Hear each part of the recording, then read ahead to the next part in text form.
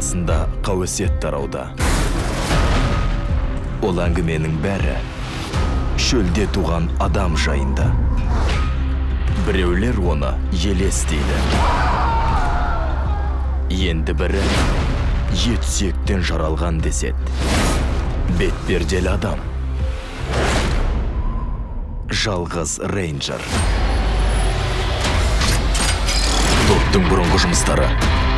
Біріксек, әділеттілік үшін біргейік. Іздегенім әділеттілік, аққұба жүрек.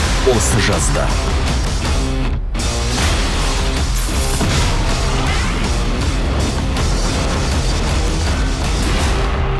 Құдайым-ай, не үшін қайтып келдің?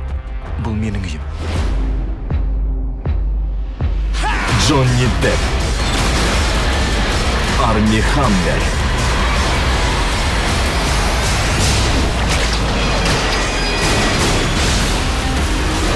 Жалғыз рейнджер. Ұзаққа ма? Иә. Жоқ, еш қайда кетпейміз. Жоқ. Иә. Жап аузыңды! Иә. Жалғыз рейнджер кинотеатрларда 4 шілдеден бастап.